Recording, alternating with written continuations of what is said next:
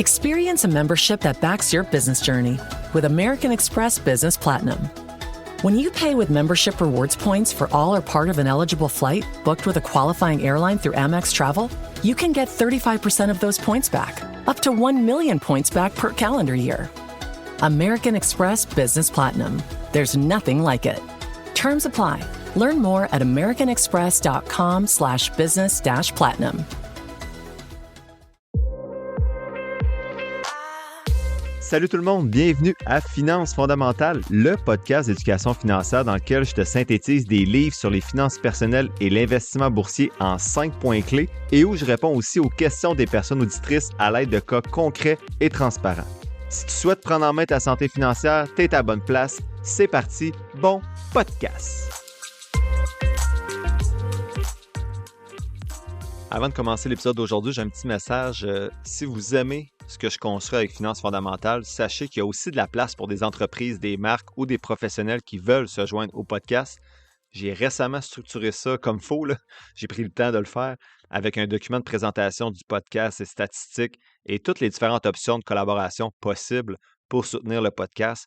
Publicité audio, chronique, entrevue, message enregistré avec votre voix ou la mienne, si vous voulez éviter de devenir célèbre trop vite.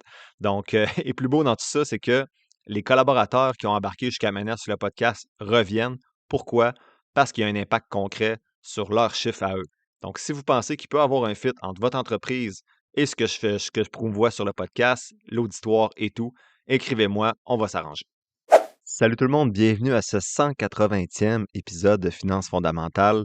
Vraiment content d'être avec vous, surtout que depuis que j'enregistre une fois par mois maintenant, le dernier lundi du mois, je suis comme fébrile à chaque fois que je me rassis devant le micro parce que ça fait un mois que j'ai pas enregistré. Je suis comme bon, est-ce qu'il faut que je dise déjà comme introduction? Donc, vraiment content ce matin, je suis comme excité. C'est le premier épisode, j'enregistre de la journée. Et je vais nommer les abonnés. Par contre, j'enregistre le 20 avril, donc au lieu d'enregistrer le 27 avril, puisque le 28 ou 29, vous voyez comment je suis organisé dans la vie, là, je quitte en congrès, donc dans l'Ouest canadien.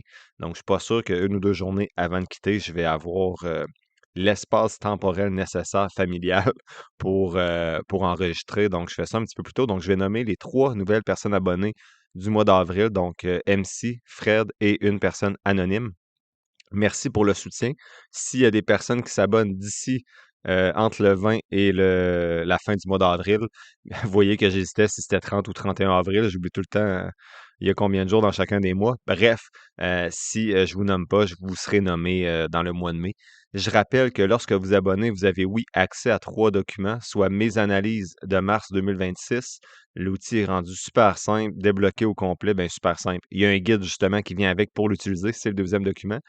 Et le troisième, c'est mes prompts AI là, pour toutes les questions plus qualitatives sur 30 points pour la qualité de la compagnie.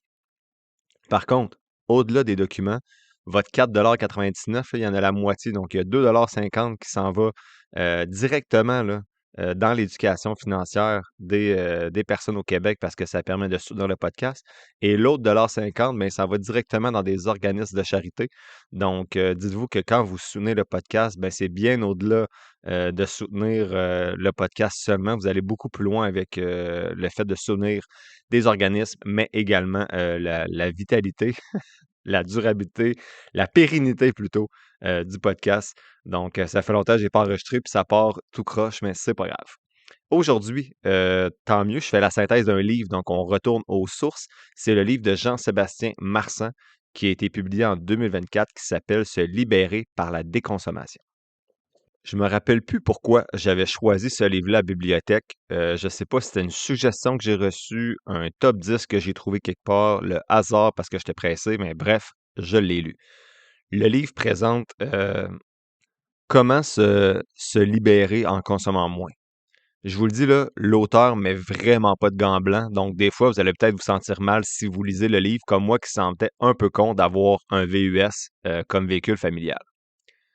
Mais si vous mettez vos sentiments de côté, il y a quand même des trucs intéressants. Puis moi, j'aime ça, les gens qui ne mettent pas de gants blancs. Il y a 101 rubriques dans le livre pour apprendre à déconsommer. Pas à moins consommer, à déconsommer. Donc, vous allez voir c'est quoi dans le premier élément de synthèse du livre. Je vous résume presque toutes les rubriques là, plus ou moins rapidement. Il y a 8 sections dans le livre. Je ramène ça en 5 sections, bien sûr. C'est les 5 éléments de synthèse, mais vous allez voir à travers ces 5 éléments-là, je fais presque le tour là, des 5 rubriques, donc c'est un épisode peut-être un peu plus long aujourd'hui. Donc, pourquoi un peu plus long? C'est parce que j'étais trop lâche là, pour faire vraiment une bonne synthèse qui demande un grand effort cognitif. J'ai juste résumé les éléments importants. Donc, assurément, je paye le prix aujourd'hui avec un long épisode enregistré, mais j'ai sauvé de l'énergie intellectuelle il y a quelques semaines quand j'ai lu le livre. Justement, j'ai lu ce livre-là lors d'une supervision de stage à Québec.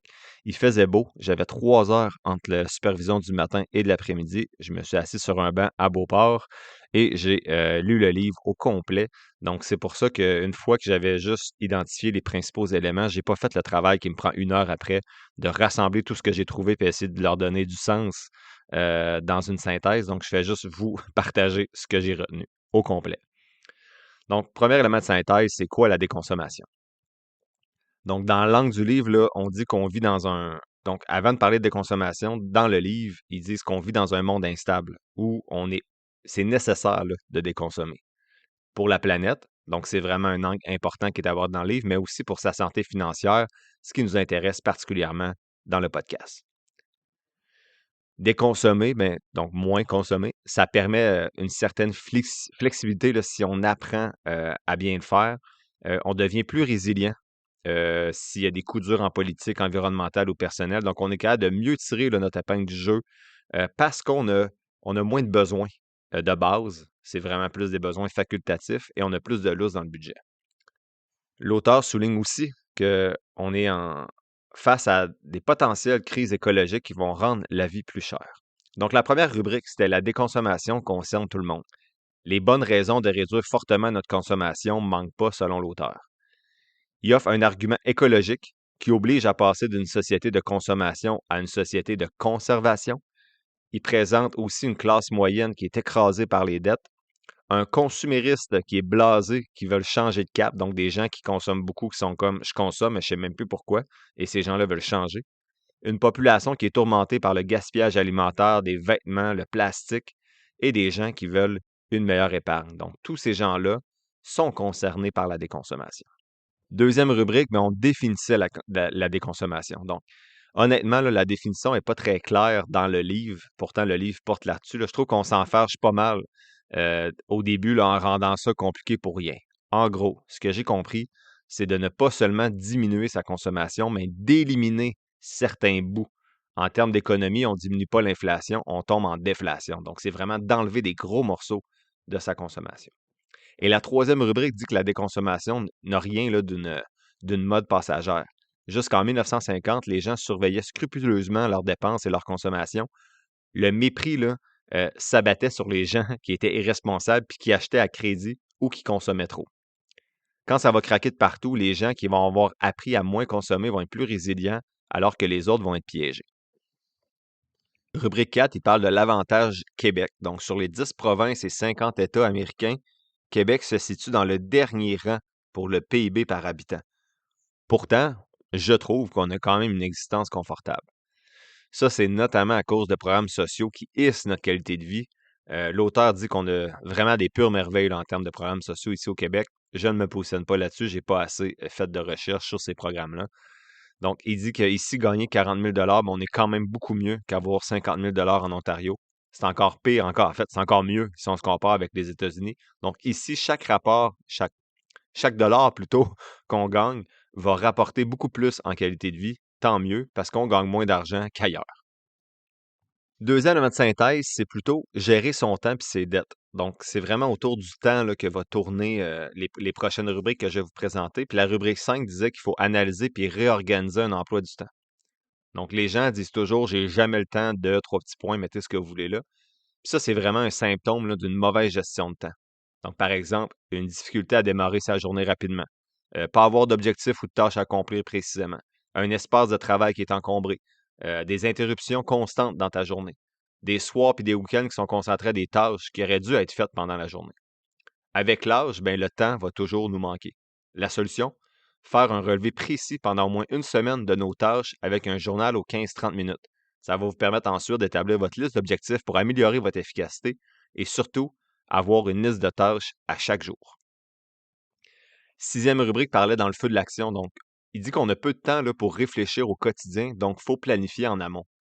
Les techniques pour maximiser l'efficacité, faire une tâche à la fois, avoir un espace de travail dépouillé, cibler les heures productives auxquelles on est productif, réduire les tâches domestiques superflues. Donc, faut pas, selon l'auteur, il ne faut pas que la maison là, soit d'une propreté immaculée, là. C'est inutile selon lui. Et maîtriser la paperasse, donc avoir une gestion efficace de d'un point de vue administratif, on va dire. Septième rubrique, c'était lâcher les écrans. Donc, il dit que le loisir devant les écrans, là, c'est la troisième occupation dans les pays développés après le sommeil et le travail ou les études. Donc, ça gruge un temps précieux pour faire d'autres choses. L'écran, surtout, ne suscite pas la créativité ou la réflexion. C'est un loisir passif qui tue le temps et qui surexpose aux publicités. Donc, les écrans, pour l'auteur, c'est le contraire de la liberté.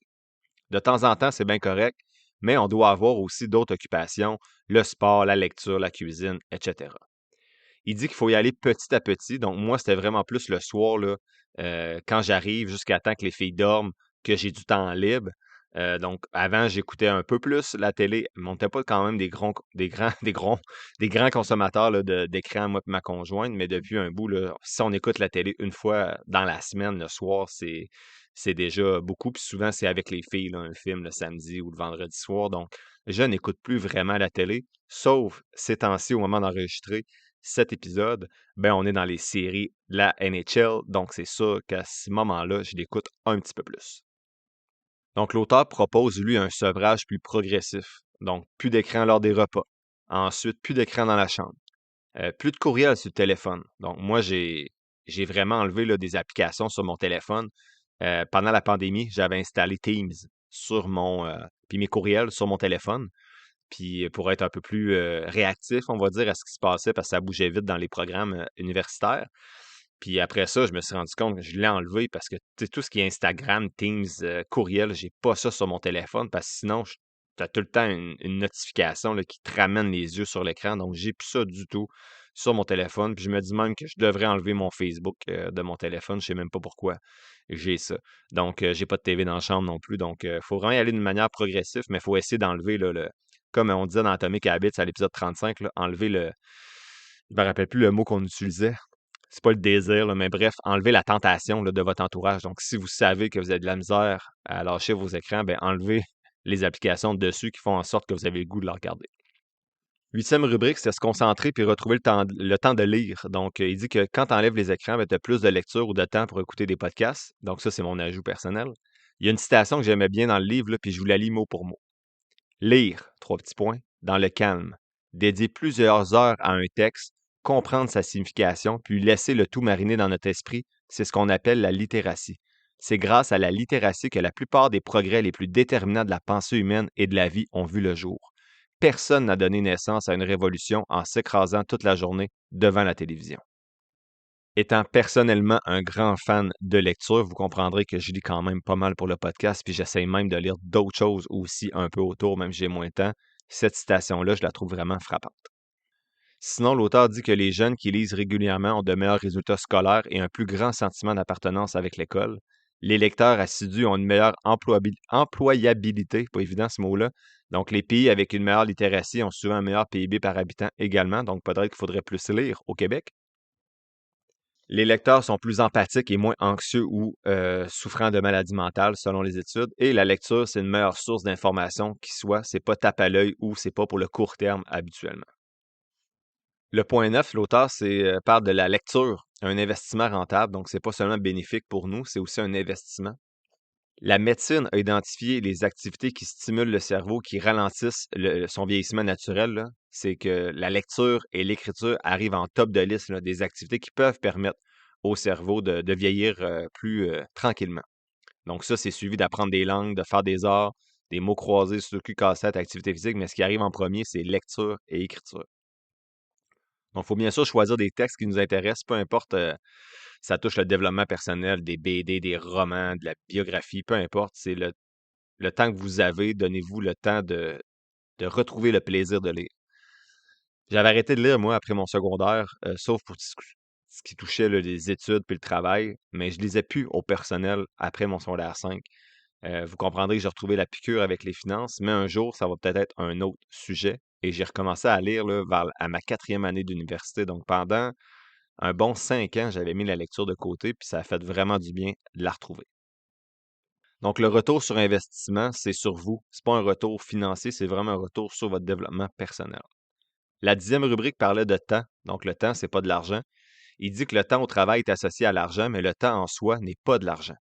Le milliardaire va être triste s'il n'a pas le temps de voir sa famille ou des gens qu'il aime. Au contraire, une personne plus pauvre va peut-être être plus heureuse si elle a le temps et la liberté avec les gens qu'elle aime. Sur ce rapport-là argentant, la question de l'auteur est de savoir si les produits et services au quotidien sont nécessaires et améliorent notre vie compte tenu du temps qu'on perd pour les obtenir. Donc, est-ce que le temps qu'on perd à travailler pour avoir des produits et services améliore nécessairement notre qualité de vie? On devrait moins travailler et avoir moins de choses. 11e rubrique, vivre sans un sou, est-ce que c'est possible? Donc, il donne l'exemple extrême de Mark Boyle. C'est un Irlandais qui a vécu en exil sans argent, mais il dit que la déconsommation, c'est pas un refus de consommer. Les besoins de base doivent quand même être comblés. 12e rubrique, ne plus perdre sa vie à la gagner. Donc, il dit travailler pour consommer et consommer parce qu'on travaille trop. L'esprit est constamment occupé par les soucis matériels et financiers. Tout ça, c'est pas une fatalité, mais c'est un choix qu'on fait. Est-ce qu'on a vraiment besoin de consommer autant? Une vie qui est uniquement définie par le travail, selon l'auteur, perd toute signification quand cette fonction-là rémunérée va disparaître. Est-ce que c'est souhaitable? Donc, je ne vais pas trop loin là, dans mes réactions à chacun des points de l'auteur. Je vous résume ce que j'ai retenu parce que j'ai quand même 111 rubriques. On est rendu à 13 et ça fait à peu près 15 minutes que j'enregistre. Donc, je vais juste nommer ce qu'il dit, puis je vais vous laisser vous faire votre propre réflexion pour les rubriques qui arrivent. Donc, la rubrique 13, c'était travailler, point d'interrogation, mieux s'accomplir, point d'exclamation. Donc, un être humain doit s'accomplir plutôt dans sa famille, son entreprise, en faisant du bénévolat. Le travail, c'est pas la seule façon de le faire, de s'accomplir. On travaille pas juste pour le salaire. Souvent, on cherche ce sentiment d'accomplissement-là, là, puis on veut aussi nouer des relations humaines à travers notre travail. En gros, l'auteur dit de trouver un travail dans lequel vous vous accomplissez et vous consommerez automatiquement moins dans votre quotidien. Donc, même si vous gagnez moins, vous allez sortir au final plus libre avec moins de dépenses et plus de bonheur. Je nuance un petit peu ici quand même, là. Si vous êtes vraiment bon dans quelque chose et que votre passion est peu payante, votre passion peut devenir peut-être un peu plus un hobby. Rubrique 14, donner un sens au loisir. Donc là, quand tu réussis à dégager du temps, là, tu fais quoi avec? Donc, l'auteur suggère avoir un équilibre entre des loisirs passifs, donc exemple, regarder la télé, des loisirs sociaux, donc sortir avec des amis, et des loisirs qui appellent studieux, donc lire, faire du sport, etc. Le problème actuellement, c'est que les loisirs passifs occupent une place disproportionnée là, dans nos horaires. Les gens ne se voient plus, ne lisent plus, ou font plus de sport, ou des arts, ou de la musique, etc. Et tout ça, ça se modélise sur nos enfants. Et c'est le grand danger dans leur développement si eux adoptent la même répartition dans leur horaire que nous, avec une grande place qui est accordée aux loisirs passifs. Il y a plusieurs dirigeants des secteurs techno qui laissent même pas un sel à leurs enfants avant 14 ans. Et moi, je vois des enfants au primaire qui ont un téléphone cellulaire. Oui, mais c'est pour leur sécurité. Non, c'est pas pour la sécurité, c'est parce que tu n'as pas voulu livrer ce combat-là avec ton enfant de ne pas y laisser un sel avant 14 ans. Désolé. Rubrique 15. Pourquoi payer pour un loisir? Payer, c'est bien correct, mais il y a plusieurs loisirs qui sont gratuits selon l'auteur et qui sont tout aussi amusants. Donc, bibliothèque, musée, lecture, jeux de société, casse-tête, festival, marche, randonnée, vélo, piscine publique, terrain public de tennis, par exemple, yoga, jardiner, bricolage, bénévolat.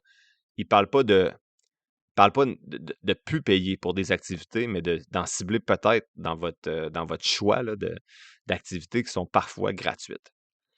Il parle de oisiveté aussi, là. C'est être capable de rien faire dans un hamac. J'aimerais être oisif, mais je suis bien trop hyperactif pour ça physiquement et intellectuellement, comme le montrent mes méditations inconstantes de 30 secondes depuis 4 ans que j'essaie d'en faire. Donc, c'est un work in semi-progress, là. Je ne suis pas capable de ne rien faire. C'est vraiment quelque chose qu'il faut que j'améliore. En fin de semaine, on était le 19 avril hier, pleuvait un dimanche. On n'avait rien de prévu, rarement pour une fois, dans notre famille. Donc, le matin, il y a plein d'amis à la maison, c'est bien correct. Puis j'ai dit à ma blonde l'après-midi, on reste relax. Finalement, l'après-midi, mes filles voulaient jouer au Lego ensemble pour une fois.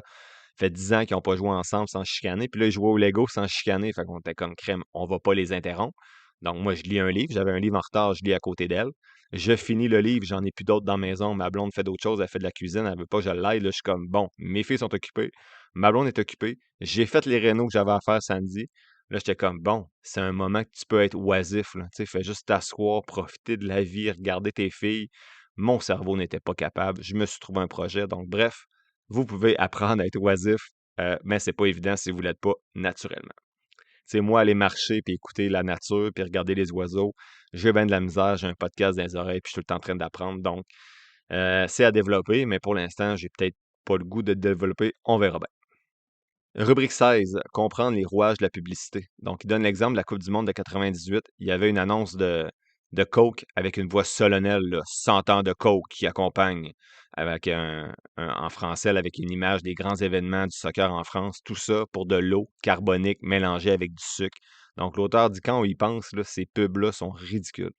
Le message général des publicités, c'est consommer, ça amène du bonheur, de la liberté, du confort, du plaisir, de la réussite sociale. Donc, une publicité ne nous pousse pas à acheter. C'est leur omniprésence qui est dangereuse, qui est augmentée par les écrans qu'ils deviennent aussi. Donc, je donne l'exemple, là, j'ai fait l'erreur vendredi, je pense, de cliquer sur une publicité Shin-Guard, là. C'est une marque de protège tibia pour le soccer, mais qui a l'air bien plus confortable. J'étais comme, ah, tu sais, je clique là-dessus un peu pour aller voir à quoi ça ressemble. Puis, tu sais, depuis ce temps-là, je pense que je vois rien d'autre là, sur mon Facebook que des Shin-Guard là, qui n'arrêtent pas de revenir. Donc, c'est ça. Bref, c'est pas une fois que tu vois la pub, c'est plusieurs fois. Puis là, je suis presque en train de me dire, crime. Après 88 fois, je les ai vus, sont peut-être intéressants, ces protèges tibia-là. Bref, soyez prudents. Et la rubrique 17, c'était se mettre à l'abri de la pub, justement. Donc, la publicité mise beaucoup sur le conformisme. Donc, les gens sont de plus en plus seuls. La religion est plus là, on a des plus petites familles, mais on veut encore être accepté par les autres. Donc, habille-toi comme eux, aie un beau char, et tout ça, ça fait en sorte qu'on se sent moins seul. On est au bon aussi pour raisonner nos dépenses. Donc, afin de faire disparaître la culpabilité post-achat, là. Ah, c'est en rabais. Ah, ça va être utile plus tard. Ça se revend bien. C'était pas cher, c'est en rabais. Donc, la liberté, ça veut pas dire de pouvoir se procurer ce qu'on veut quand on veut. Une vraie liberté, ça serait de ne pas se laisser influencer par une publicité ou par les autres personnes qui nous entourent. On consomme souvent là, à court terme. Euh, les gens sont souvent des éternels insatisfaits. Ils deviennent endettés, entourés de trucs inutiles, puis stressés en plus. Donc, il y a une citation dans le livre à page 57, je vous la lis. Et plus notre vie est insatisfaisante avec le sentiment de passer à côté de l'essentiel, plus nous correspondons, mon Dieu, c'est une citation, puis j'ai fait des fautes, plus nous correspondons au public cible favori des publicitaires. Désolé. Un pauvre moi, esseulé, mal dans sa peau, toujours mécontent, qui arbore des signes de réussite sociale pour obtenir l'approbation d'autrui et qui tente de colmater son vide intérieur du mieux qu'il peut. Je la trouve assez frappante, cette citation-là. Donc, à réécouter si vous êtes dans une situation où vous avez de la difficulté, arrêtez de consommer. Il faut peut-être se regarder en soi plutôt qu'essayer de regarder à l'extérieur dans ces moments-là. Il parle d'un poste en France là, en 2004 que le président de la chaîne avait dit que sa job avec les nouvelles, c'était d'aider des produits à se vendre. Donc, tout ce qu'il y a, auteur, émission, nouvelles, c'est juste pour prédisposer la personne qui écoute à être prêt à recevoir une pub. Donc, la personne responsable de la chaîne avait dit ça. Tout ce qu'on fait dans notre poste, les émissions, les nouvelles, c'est juste pour que l'auditeur, quand il y a une pub, soit prêt, soit réceptif, en fait. Là. Donc, je trouve ça assez fou qu'un président de chaîne dise que son objectif, c'est pas d'informer, de distraire, c'est vraiment juste de vendre de la pub. Donc, votre cerveau, en gros, là, l'auteur dit qu'il vous appartient. Arrêtez de le donner aux annonceurs. Lâchez vos écrans. Je fais pas la morale ici, bien sûr. Je résume les propos de l'auteur, même si je suis 100% d'accord avec lui que les écrans prennent beaucoup trop de place dans notre vie puis dans celle de nos enfants. Donc, dans ce deuxième élément de synthèse-là, il y avait le temps, mais il y avait aussi les dettes. Donc, dans les dettes, là, on commençait avec la rubrique 18, qui était la petite histoire de la classe moyenne. Là. En gros, il disait qu'entre 1945, donc après la Deuxième Guerre mondiale, et 1975, les gens étaient de plus en plus confortables. La classe moyenne est devenue fortunée, puis avait accès à un confort qu'il n'y avait pas avant. Donc, par exemple, tu avais un salaire, tu peux t'acheter une maison facilement, etc. Il parlait également de la classe moyenne à la rubrique 19. Il disait que le pire ennemi de la classe moyenne, c'est la classe moyenne. Donc, eux qui ont 75 à 100% du revenu médian, là. Donc, la jeune classe moyenne veut rapidement avoir une voiture ou une maison. Et pourquoi c'est le pire ennemi aussi, pourquoi ils sont leur pire ennemi également, c'est que la classe moyenne dépense la totalité de ses revenus, puis parfois même vont au crédit pour acquérir un statut social, donc un nouveau gadget, du linge à la mode, une voiture de luxe, des vacances au soleil avec des belles photos à mettre sur les réseaux sociaux, bien sûr. Et ils veulent une identité de je peux me le payer, je suis pas pauvre ou je travaille beaucoup, j'ai le droit de me gâter. Donc, depuis la fin des 30 Glorieuses en 1975, la classe moyenne est devenue presque une caricature d'elle-même selon l'auteur. Ils font des choix, donc avoir une voiture neuve, 2 voitures par couple, une grosse maison, mais ils se plaignent ensuite que tout coûte cher. Or, tout ce qu'ils ont fait, les gestes qu'ils ont posés, ce sont des choix. Juste des choix. Rubrique 20. Quelques notions financières à redécouvrir. Donc, il parle des actifs versus les passifs, là, mais il a pas mal utilisé Robert Kiyosaki ici, puis on en a déjà parlé, c'est quoi qui distingue un actif d'un passif. Il a parlé des intérêts sur les cartes de crédit, des versements égaux pour des biens de consommation. Il dit que ça n'a aucun bon sens. Souvent, ça va payer des achats compulsifs, puis ça va payer la consommation à outrance. Il parle de dépréciation qui est important de connaître. Donc, par exemple, tu perds 20 de la valeur de ta voiture après un an si elle est neuve, 50 après 3 ans. Il dit que c'est important de connaître le coût de renonciation. Donc, une piscine, c'est 10 000 net. Donc, est-ce que tu pourrais te payer des formations, acheter des actions à la place? Une piscine, ça ne rapporte rien et ça n'a pas le pouvoir de transformer l'existence de son propriétaire non plus, selon l'auteur. Et j'ai déjà nuancé ça. Donc, moi, l'été passé, j'avais dit à ma blonde que finalement, la piscine, c'est un bon achat. J'en ai déjà parlé. Je trouve que c'est un 10 000 qui a été bien investi. Mes filles passent des belles journées avec les amis, on s'amuse, on invite des amis. Donc, pour moi, ça a été pas un investissement, là, ça serait exagéré, mais ça a été une dépense avec laquelle je suis confortable. Rubrique 21, c'était dresser le bilan financier de toute une vie. Donc, un petit peu voir là, l'argent que tu as gagné pendant toute ta vie, puis là, tu te dis, crime, est passé où cet argent-là? Donc, je vous invite à voir l'épisode 114. Là, c'est pas mal une partie du livre de Vicky Robin. Et on se demande à la fin, mais finalement, j'ai fait crime 3,1 millions dans toute ma vie, puis il me reste rien. C'est passé où? Que j'ai fait avec ça? Rubrique 22, il parlait plutôt de calculer votre véritable taux horaire. C'est encore en lien avec l'épisode 114. Là, donc, il parlait d'énergie vitale réelle de chaque dollar dépensé. Donc, c'est pas tu fais 40$ de l'heure, mais là-dedans, est-ce que tu comptes les impôts? Les vêtements que tu t'achètes juste parce que tu travailles avec d'autres mondes et tu veux pas avoir l'air fou. Tu t'achètes des produits de beauté davantage parce que tu travailles avec du monde autour de toi. Le temps de transport, si ça te prend 1 heure à aller à ta job, 1 heure à revenir, ben, tu n'as pas travaillé 8 heures dans la journée, tu as travaillé 10 heures. Le coût de ton transport, est-ce que tu aurais 2 voitures dans la famille si un des deux ne travaillait pas? Le temps que tu penses à ta job le soir, est-ce que tu te rémunères quand tu es en train de réfléchir à ton plan du lendemain? Donc, il dit que c'est choquant quand on calcule vraiment notre taux horaire selon notre énergie vitale, combien va nous coûter, exemple, un manteau à 800$. C'est peut-être pas 10 heures de travail à 80$ de l'heure, c'est peut-être 25 heures de travail selon notre vrai taux horaire. Donc, ça peut être intéressant à faire. Épisode 23, noté, pas épisode 23, mon Dieu. Rubrique 23, on est vraiment juste rendu au quart de l'épisode. My God, j'avance pas vite. Rubrique 23, notez chaque montant d'argent qui entre et qui sort. Donc, encore une fois, ça fait référence à l'épisode 114. Là, c'est le même livre que l'auteur se base dessus. Voir dans quoi notre argent va, puis prioriser selon ses valeurs, ses objectifs. Donc, je veux couper resto ou couper dans mon transport. Qu'est-ce qui me rend pas heureux dans cette liste-là? Est-ce que je dépense trop d'énergie vitale dans les vêtements selon le bonheur que ça m'apporte? Rubrique 24, s'imposer un budget, donc ça va de soi. Rubrique 25, changer de perspective sur l'endettement. Donc, il dit de nos jours, là, c'est pas. En fait, s'endetter, c'est trop facile. Faut adopter une posture inverse, donc associer la dette à un manque de jugement, une incompétence, un stigmate honteux, selon l'auteur. Donc, je nuance un petit peu, là. Ce qu'il disait, c'est en 2019, en gros, 177% du revenu de la dette. En fait, les ménages moyens étaient endettés à 177% de son revenu. Puis je pense que c'est en haut de 180 là, en ce moment. Donc, au Canada, un pays riche et développé, ben, une minorité de gens peuvent se vanter de vivre sans dette. Et ça, je n'avais parlé, je pense, il y a 2 ans, quand j'étais revenu du Chili.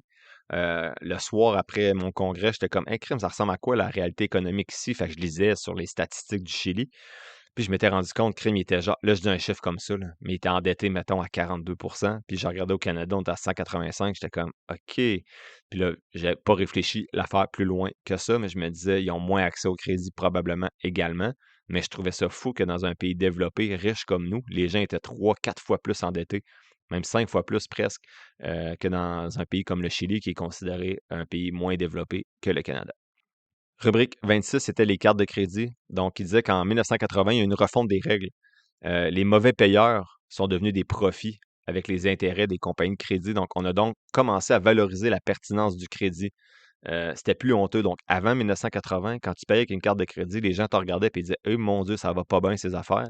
Puis maintenant, c'est rendu normal. Tu sais, je charge ma carte de crédit pour payer partout où je vais. Donc, l'auteur donne des trucs. Avoir une seule carte, juste utiliser une carte lorsqu'on réserve, pas pour faire des dépenses courantes. Pas utiliser plus que 30% du crédit disponible sur la carte. Rembourser son solde systématiquement. Donc, moi, je l'ai fait aux 2 semaines parce que je sais même pas, je suis pas bon avec mes dates. Je sais même pas c'est quoi ma date, là, limite de carte. Donc, je le fais aux 2 semaines pour être sûr. Et pas besoin de m'écrire pour parler des points des cartes. Je le sais qu'on peut utiliser nos cartes intelligemment et faire des points. Ce n'est pas un élément qui me passionne et pas du tout. Je suis conscient qu'il y en a qui l'utilisent bien et qui en profitent. Tant mieux pour vous.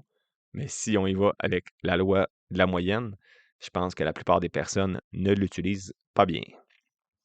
Rubrique 27, réduire le poids de l'endettement. Donc, il dit les stratégies, c'est de réclamer une augmentation, trouver un deuxième emploi, etc. Là, rien de révolutionnaire dans ce chapitre-là. Il dit de rembourser en premier les dettes plus urgentes, comme les intérêts élevés, et se serrer la ceinture maintenant pour souffler plus tard si vous voulez diminuer votre endettement. 28, après, il présente des solutions un peu plus draconiennes là, pour effacer ses dettes, soit la consolidation de dettes. Donc ça, c'est un prêt que tu reçois pour rembourser tout le monde. L'avantage, c'est que tu as un seul remboursement à faire maintenant à un seul endroit. C'est plus simple. Le désavantage, c'est que le taux tourne autour de 12% d'intérêt habituellement lorsque le livre a été écrit. 12%, c'est peut-être moins pire que 23%. Donc, à vous de voir. Il parle aussi de dépôt volontaire. Là. Ça, c'est lorsqu'une partie de ton revenu va être mobilisée dans le cadre d'une entente. Là. Donc, tout doit être remboursé, mais par exemple à 5% au moins. L'avantage, c'est que tu ne fais pas saisir tes actifs. Le désavantage, c'est que tu as un impact négatif sur ton dossier de crédit pendant 6 à 7 ans. Puis c'est la loi qui va déterminer le pourcentage du revenu à déposer directement pour rembourser tes dettes. Je ne vais pas plus loin là-dedans. Je ne suis pas un expert là, de consolidation de dettes, dépôt volontaire et tout ça, mais l'auteur en parle. Donc, si ça vous intéresse, vous pouvez aller voir. Puis après ça, lire davantage des livres spécialisés là-dessus ou vous informer auprès d'un professionnel. Il parle donc ensuite de proposition de consommation. Donc, ça, c'est lorsqu'il y a une entente qui est négociée par un syndic avec des créanciers pour réduire la dette de la personne à un montant qui est réaliste. Donc, les gens préfèrent être payés moins, mais au moins être payés. Donc, l'avantage, c'est de pouvoir réussir à payer, mais ton dossier est également entaché pendant 6-7 ans. Et la faillite, ben, c'est éliminer totalement les dettes, mais tu te fais saisir tes actifs, puis tu as 6 à 7 ans de dossier ou même 14 ans, une tâche à ton dossier si c'est une deuxième faillite. Donc, l'auteur dit que vivre sans dette, c'est une formidable richesse qui va faire l'envie de votre entourage plus tard. Donc, de ne pas hésiter à mettre en place ces solutions draconiennes et de payer le prix pendant 6-7 ans si c'est nécessaire.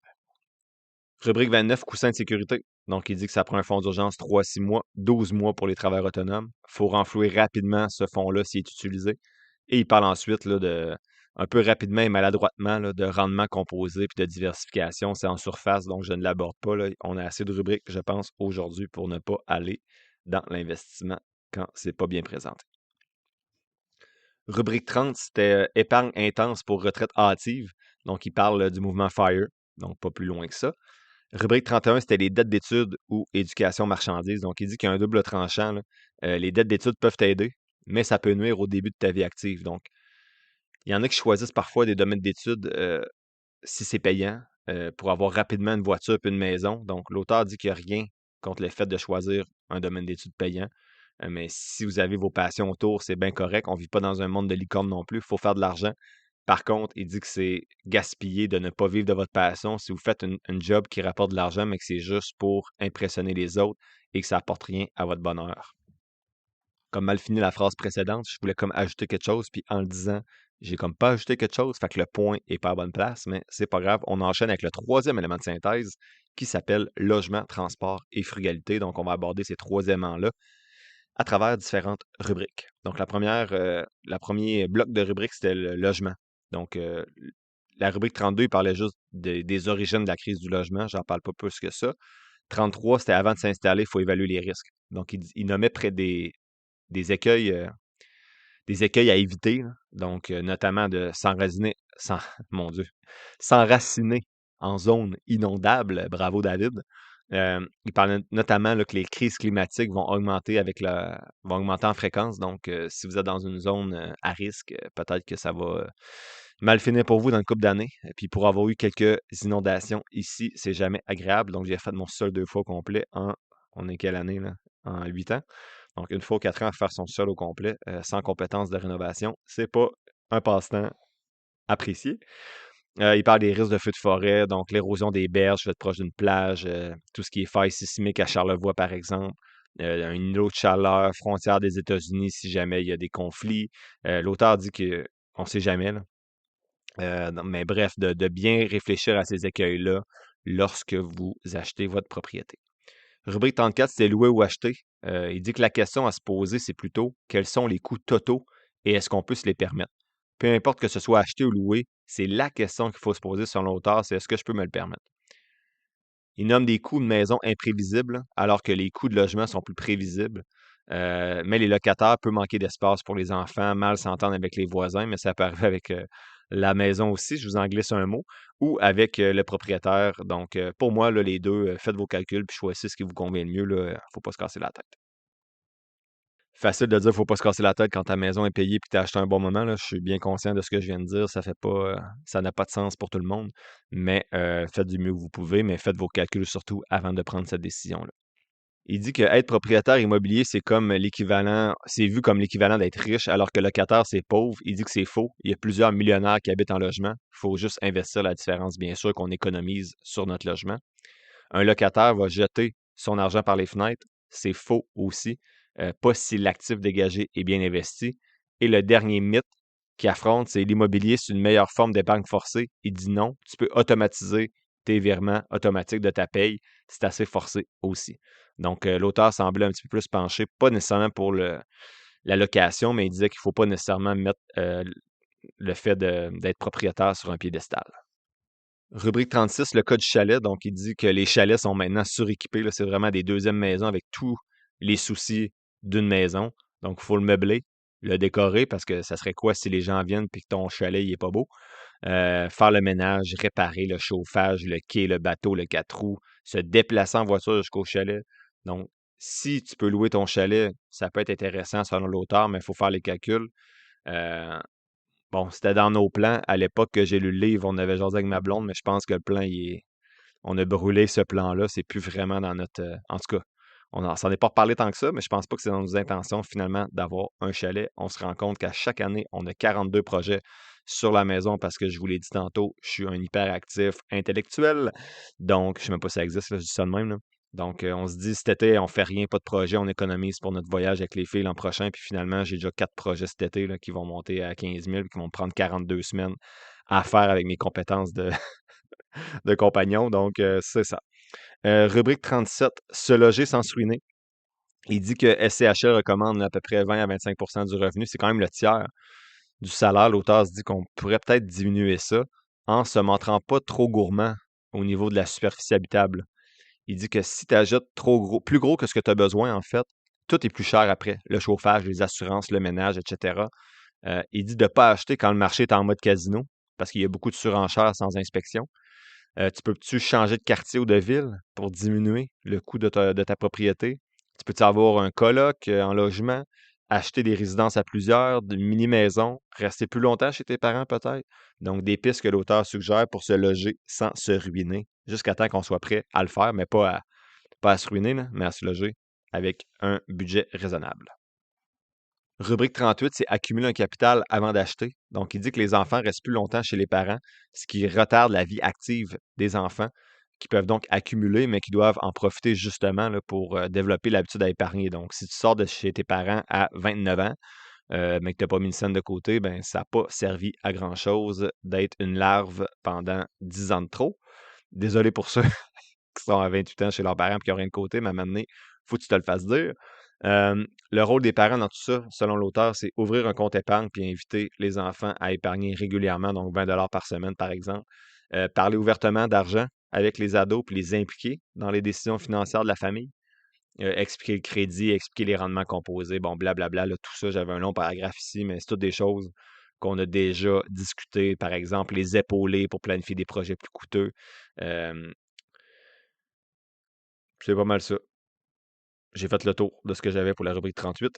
Rubrique 39, le cercle vicieux de l'étalement urbain. Bon, il dit que les maisons sont moins chères loin des centres, mais ça augmente les coûts de transport. Il faut avoir deux voitures. Donc, bref, c'est un cercle vicieux, là. Plus que tu t'éloignes de la ville, oui, tu payes ta maison moins cher, mais tout le reste autour est plus cher. Tu as moins de temps avec tes enfants pour aller les chercher au service de garde. Donc, bref, j'ai pas ce problème-là à Sherbrooke, mais je peux comprendre que c'est la réalité pour des personnes peut-être dans des villes comme Montréal ou Québec. Rubrique 40 disait que la pelouse, perte de temps et d'argent, donc il aime pas trop la pelouse, là. Il dit que d'un point de vue écologique, avoir une pelouse verte, c'est pas bien. T'en prendre soin, ça prend du temps, ça coûte cher, puis c'est juste un symbole ostentatoire pour bien paraître, encore une fois, aux yeux des autres. Je ne réagis pas à cette rubrique. 41, rubrique 41, c'est les quartiers 15 minutes. Donc, il aimerait beaucoup. En fait, il dit qu'il y a plusieurs vertus à avoir des quartiers 15 minutes. Ça veut dire que tu es à 15 minutes de marche de tout, des services essentiels. Il dit que ça fait une existence beaucoup plus sobre et souple. Puis ça, c'est drôle parce que la semaine passée, ben, je sais pas si c'est drôle, là, mais c'est une histoire plutôt. La semaine passée, je suis allé acheter quoi? Oui, je suis allé acheter des souliers de soccer sur Marketplace à ma plus vieille, à Saint-Élie-d'Orford, donc à Sherbrooke. Ceux qui habitent pas à Sherbrooke, c'est comme un. Ça fait partie de Sherbrooke, là, mais c'est comme un quartier un peu plus à 10-15 minutes, mettons, là, du centre-ville, un peu plus loin. Puis on habitait là, ma blonde et moi, notre première maison entre 2016 et 2018. On avait acheté dans ce quartier-là. Puis ma plus vieille a grandi dans ce quartier-là. Donc, je suis allé racheter des souliers à côté, presque d'où on habitait avant. Et ça me rappelait des beaux souvenirs dans le sens où dans ce quartier-là, ce que j'aimais, c'est que tout se faisait à pied. Donc, l'école, le parc, l'épicerie, les restos, la crèmerie, barbier, caisse. Donc, c'est sûr que la seule épicerie qu'il y avait, c'était IGA, c'était un petit peu plus cher. Donc, dans le temps, ça me faisait chier un peu. Quand j'étais étudiant, bien sûr. Ça me ferait chier encore aujourd'hui quand même de payer plus cher mon épicerie. Mais bref, j'aimais beaucoup ce petit quartier 15 minutes-là, justement. Là. Ce qu'on n'a plus nécessairement maintenant où on habite, qui est un quartier très calme, très loin. On l'adore, mais il faut tout faire en voiture. Donc, l'épicerie et tout ça doit se faire en voiture parce qu'il n'y a rien qui est en bas de 1 heure à pied, je crois. Là. Je ne l'ai jamais fait, là, mais bref. J'ai tergiversé pour la rubrique 41. Hey, mon Dieu, ça va être un épisode d'1 heure et demie et plus. Lâchez pas, je lâche pas, vous l'écouterez en plusieurs blocs ou vous passerez au prochain, comme vous voulez. Il parlait de voiture, donc acheter ou louer. Il disait que c'est pas la question. Comme pour la maison, là, l'auteur dit de ne pas se demander acheter ou louer, mais plutôt est-ce que ce que je vais payer, c'est responsable dans ma situation financière? Donc, 67% des Canadiens ne peuvent pas dire combien leur coûte leur véhicule. Ici, j'ai mis en parenthèse dans mes notes allô, j'ai pas de budget, là. Je pourrais pas vous dire combien me coûte ma voiture est payée, là. Mais comment ça me coûte en réparation, en essence et tout ça. Ma blonde, elle le sait parce qu'elle travaille autonome. Il faut qu'elle déclare ça dans ses dépenses. Moi, j'ai aucune idée de ça. Donc, le prix moyen en 2023 des voitures était de 59 000, alors qu'en 2022, il était à 47 000. Donc, le prix moyen a augmenté de 12 000 en un an. 26 de hausse, c'est incroyable. J'avais oublié ce chiffre-là. Donc, en gros, là, il dit que lorsqu'il s'agit de mettre la main sur ce symbole de réussite-là sociale, il dit que la capacité de payer des Québécois est étonnante, mais que cette capacité-là ne se reproduit pas nécessairement dans les autres sphères des dépenses nécessaires. Il dit ensuite à la rubrique 43 que la voiture, c'est dévastateur pour les finances. Donc, il dit que pour un engin stationné 20 heures par jour minimum, mais ça représente quand même un des trois principaux postes de dépenses avec la bouffe puis le logement. Donc, il y a vraiment une question à se poser sur la réelle nécessité là, d'accorder un tel pourcentage de notre budget à la voiture. Sauf si ça vous passionne, bien sûr, puis ça rentre dans ce qui vous rend heureux, là, c'est autre chose. Si c'est juste pour flasher, considérez vraiment les impacts financiers de ça. Le coût moyen d'une voiture, c'est de 11 000 en entretien, en essence, en permis, assurance, tout ça. Donc, merci, je viens de l'apprendre. Donc, ça va me coûter à peu près ça par année.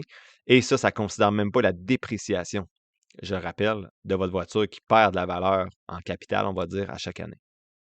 Puis l'auteur ajoute qu'on paye souvent pour devenir dépendant de notre voiture et en plus, on est en bonne santé parce qu'on ne va pas au travail à marche, en vélo, etc. Et ici, je ne veux pas la morale, on a 2 voitures dans la famille, on se déplace toujours en voiture parce qu'après chaque journée de job, mes filles, il y en a une qui a du patin, l'autre a de la danse, ma blonde travaille le soir. Donc, il n'y a aucune façon que je peux faire traverser la ville de Sherbrooke sans voiture. Et là, je vous entends me dire, c'est pas obligé de faire ces sports-là. En effet, mais c'est un choix qu'on a fait.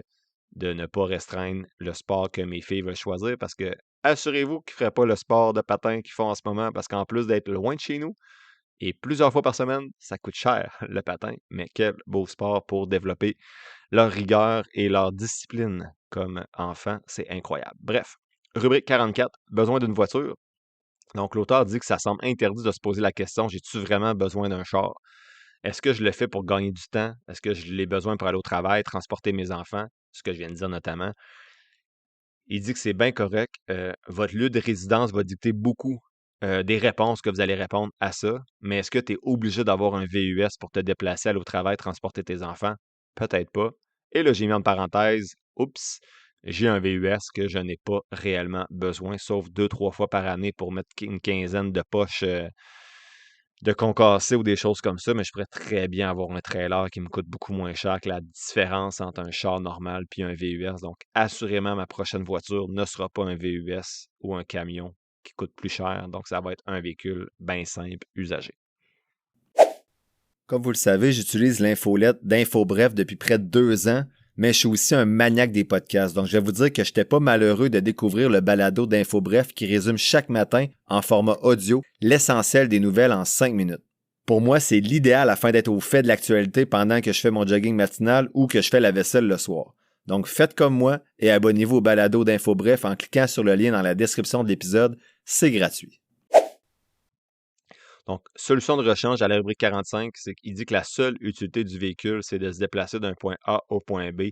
Le reste, c'est des soucis et des dépenses. La solution pour lui, partager un véhicule en couple, comme j'ai dit tantôt, impossible. Ben, impossible pour nous. Pas impossible, mais ça crée un énorme inconfort dans ma vie, là, de devoir tout faire ça en autobus de ville avec mes filles, de traverser la ville puis de revenir à chaque soir. Oubliez ça.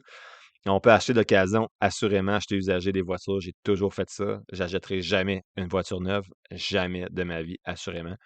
Il parle de covoiturage, d'autopartage, Uber, transport commun, vélo électrique, peu importe, là, il y a plein de solutions. Si dans votre situation, c'est possible. Rubrique 46, il parle des pièges marketing. Donc, même si ton auto est bonne, on te fait croire que tu devrais la remplacer. Moi, ça me fait rire, là. Mazda m'appelle à chaque année, là. Hey, on a vraiment une offre exceptionnelle pour votre véhicule. Il tombe direct dans la catégorie qu'on a besoin pour nos voitures usagées. Donc, on vous l'échangerait contre une neuve. Puis à chaque fois, je me fais souvent prendre dans cette affaire-là. Je suis comme, ah ouais, fait que là, je les écoute. Puis là, à chaque fois que je les écoute, je suis comme, hey, je suis vraiment perdant dans cet échange-là, là. Fait que finalement, je n'écoute plus. Rubrique 47 fait l'éloge du train, là. Il dit qu'en gros, le train, c'est bien. J'ai pas grand-chose d'autre à ajouter là-dessus. On tombe ensuite dans le bloc plus après le loyer puis la voiture, plus au quotidien, là. Comment qu'on peut faire pour vivre avec moins. Puis à la rubrique 48, il parle des leçons d'une pandémie. Il dit que l'abondance crée des besoins, mais on peut vivre dans l'abondance puis en consommer moins. Il dit que la pandémie l'a bien montré. On n'avait pas besoin de tout ce qu'on avait besoin avant, mais rapidement, on est retombé à nos vieilles habitudes. Et la rubrique 49 dit de plus consommer pour consommer. Donc, ce qu'il appelle le consumérisme, là, donc de consommer pour consommer, c'est un mode de vie qui est insoutenable selon lui, non? Donc, j'ai de la misère avec mes transitions de phrases. Ce qu'il dit en gros, le monsieur, c'est que les désirs deviennent insatiables. Insatiables. Oui, j'ai mal prononcé ce mot-là. Donc, en gros, les achats que tu fais au crédit vont devenir très lourds sur le plan financier. Et en plus, tu vas générer du gaspillage puis des déchets qui deviennent ingérables au niveau planétaire, mais également au niveau, j'allais dire personnel.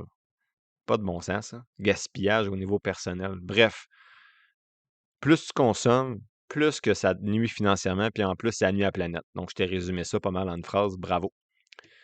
Les gestes à poser, selon l'auteur, pour se sevrer du consumérisme. Consumérisme. Mon Dieu, la moitié de fait, puis qu'à lire mes notes. Euh, Comment qu'on peut se sevrer de consommer? Limiter les écrans, élaborer un budget, de plus tenter d'impressionner les autres avec sa consommation et de remettre en question chaque dépense, comme le dirait Pierre McSween, est-ce que j'en ai vraiment besoin? Rubrique 50, c'est le confort domestique. Il dit que c'est pas une fin en soi. Ce qui était exceptionnel autrefois, donc avoir un barbecue, avoir l'air climatisé, avoir une piscine, avoir une voiture, c'est devenu commun pour tout le monde. Et ces besoins-là vont bientôt être remplacés par d'autres qui vont être encore plus futiles et encore plus coûteux. Donc, il ne faut pas se comporter comme un voisin gonflable ou garder quelque chose parce que ça pourrait servir un jour selon l'auteur. Bon, 51, il parle des centres commerciaux, là, de ne pas se promener là pour rien parce que ça amène à surconsommer. 53, il parle de consommer les produits financiers. Donc, en gros, de ne pas faire confiance aveuglément à votre conseiller. 53, il parle du troc, donc d'échanger des biens, mais aussi des services. Donc, exemple, moi, je suis comptable, tu es électricien. Au lieu de se payer un et l'autre, on peut s'échanger des services ou s'échanger des repas dans le quartier contre des services, peu importe, d'avoir un peu plus la notion de troc pour diminuer la consommation générale dans la population. 54, il parle de refuser la consommation ostentatoire. Donc, on a parlé un petit peu, là, mais il dit que l'ostension, c'est la mise en valeur excessive et indiscrète d'un avantage. Donc, il dit que ça touche de larges pans de la société, là. Tout le monde va avoir l'air riche, mais très peu le sont réellement, selon lui. 55, c'est se distancer de la mode vestimentaire. Donc, il dit que la mode, c'est cyclique. Il faut s'en distancer pour économiser. Il donne des trucs pour acheter moins cher son linge, mais c'est pas si intéressant, là, ce bloc-là. Puis, je vais accélérer un petit peu les rubriques de toute façon. C'est vraiment plus un résumé qu'une synthèse aujourd'hui. C'est pour ça que c'est long. D'habitude, je fais l'effort intellectuel de vous résumer ça, de vous synthétiser ça, mais aujourd'hui, c'est un résumé et non une synthèse. Voici ce que je retiens des 101 rubriques. Donc, moi, c'est sûr que la mode vestimentaire, là, mon Dieu Seigneur, ma blonde pleurait là, si je vous parlais de mode, là. Fait que c'est sûr que pour moi, c'est pas une dépense difficile à couper, on va dire. Si tu me demandes de dépenser moins, je vais dire pas trop, je vais garder le même linge pendant 10 ans, puis il n'y a pas de stress, mais je comprends que pour certains, c'est peut-être plus difficile. Rubrique 56, parler des vêtements, donc en acheter moins, mais de meilleure qualité. 57, des soins corporels, revenir à l'essentiel. Euh, 58, il parle des produits nettoyage de maison. Donc, il vante en fait vraiment, là, ça m'a surpris dans ce bloc-là, cette rubrique-là plutôt, les mérites du vinaigre blanc ménager. Donc, qui est composé de 12 à 14 selon lui d'acide acétique. Et il dit que tu peux genre faire 25 choses avec ça, là, du vinaigre blanc ménager. Donc, pas celui de cuisine, là. Pas lui que tu utilises pour cuisiner à 5-8 d'acide acétique, lui qui est à 12-14 tout comme le bicarbonate de soude, là. Moi, je trouve ça fou, là. Bicarbonate de soude, là, tu peux nettoyer avec ça, puis tu mets ça dans des recettes. Je comprends, là, il y a de la chimie là-dedans, mais à chaque fois, je suis comme. Fait que bref, si vous voulez fabriquer vos propres produits, je ne suis pas la personne pour vous dire comment, mais sachez que des produits nettoyés maison peuvent être faits fabriquer maison pour économiser. Et également, je crois que c'est mieux pour la planète, mais c'était pas écrit dans le livre, mais j'en doute pas. En fait, je crois que c'est bien, assurément. Rubrique 59, c'est la purge domestique. Donc, il dit de faire en gros une liste de votre matériel, de tout ce que vous avez comme bien matériel à la maison. Ensuite, s'attaquer aux meubles et aux pièces encombrées. Donc, vous avez tous des comptoirs, des tablettes dans le garage, des meubles, un garde-robe qui sert à rien. Puis ça me fait rire quand il parlait de la table encombrée tout le temps. Estime-moi, avec les enfants, ça dure pas 2 minutes, là. Avant qu'il y ait un dessin qui apparaisse à la table, des crayons, des aiguisoirs, pas capable de garder cette table de cuisine-là clean. Pas plus que 2 minutes. Fait que bref, purge domestique. Vous listez tout ça, puis vous sortez ce que vous utilisez plus, ce qui n'est pas nécessaire. Vous allez vous sentir, selon l'auteur, libéré dans votre propre maison. Il parle également de purge psychologique.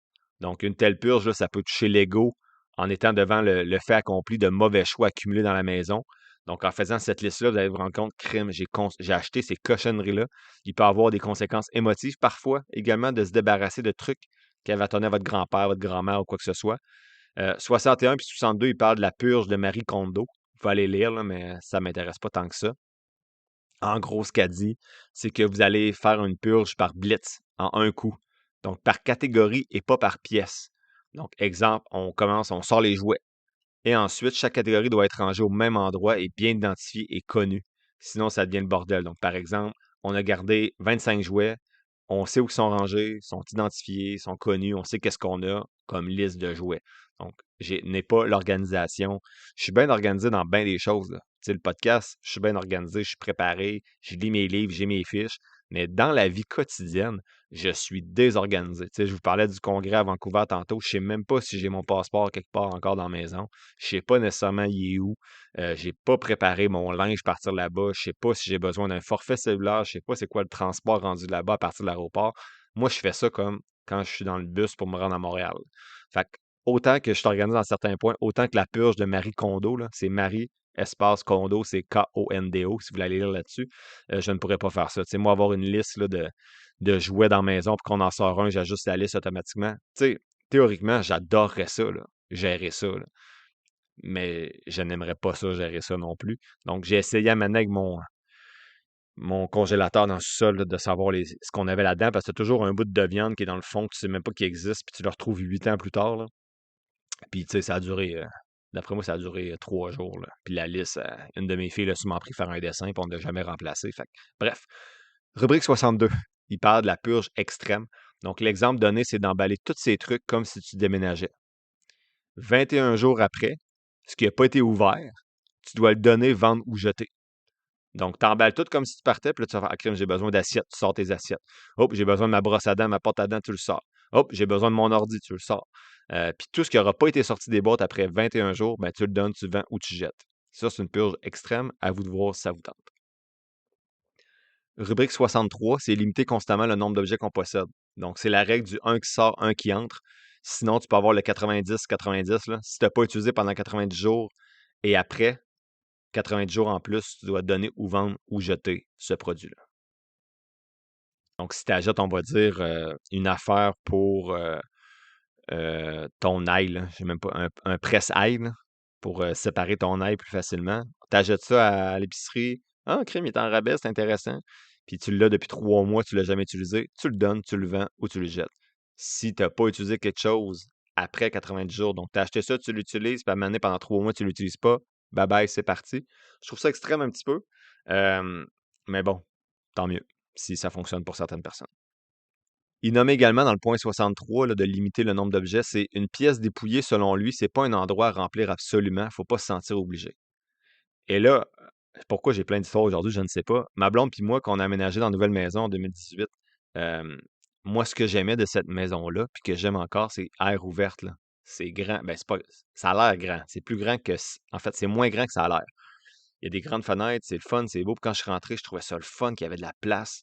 Puis quand on a aménagé, ma blonde, sa mère, ma belle-mère que j'adore, là, et sa tante que j'adore aussi, étaient dans des projets de, ah, ça prendrait, là, on a comme un coin vide là, où la fenêtre, ça prendrait un petit bureau, installer des choses là pour comme combler l'espace. Puis moi, je me suis exprimé, j'ai dit, hey, moi, ce que j'aime, c'est justement que ce soit libre. J'aimerais garder ça de même. Puis finalement, ben, j'ai perdu mon point, vous pouvez comprendre. 1 contre 3. Donc, tout est maintenant comblé. Là. Il y a des petits bureaux partout. Puis c'est encore l'effet d'air ouverte grand, mais je suis quand même déçu qu'il y ait des choses partout. Mais bon, il faut choisir ses combats dans la vie et c'est un combat que je n'étais pas prêt à livrer et que je ne suis pas encore prêt à livrer et que je ne livrerai jamais. Rubrique 64, la règle des 5 R, il dit refuser les produits à usage unique, réduire sa consommation de biens, réutiliser ou réparer, recycler et rendre à la terre, donc par exemple faire du compost. Rubrique 65, faire soi-même. Il parle en gros de cuisiner. Donc, il dit que c'est vraiment un symptôme, notamment, de toujours faire les mêmes plats qui